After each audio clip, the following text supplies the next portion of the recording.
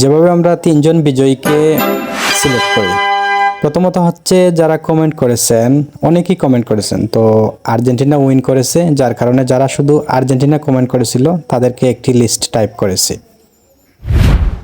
আচ্ছা, মধ্যখানে একটা বিজ্ঞপ্তি দিয়ে দিই।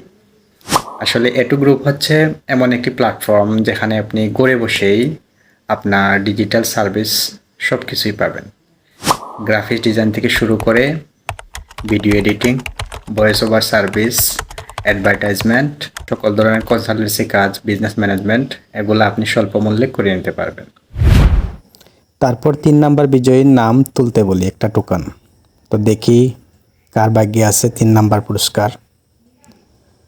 তো এখানে 2 নাম্বার এসেছে। তো 2 কমেন্টকারী হচ্ছেন মোহাম্মদ জুয়েল মিয়া, উনি আর্জেন্টিনা কমেন্ট করেছেন, উনি 3য় পুরস্কার পেয়েছেন। তারপর দেখি কে বিজয়ী হয়, 2য় পুরস্কার কার হাতে উঠে।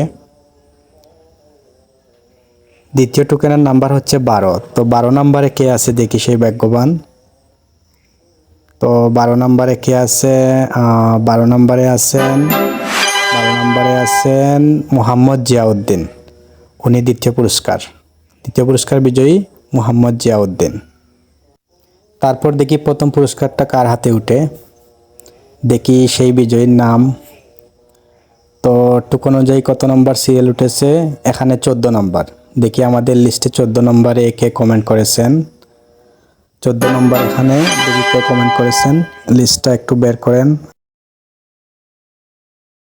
ওয়ালিদ হাসান 1 নাম্বার বিজয়ী। কংগ্রাচুলেশন সবাইকে।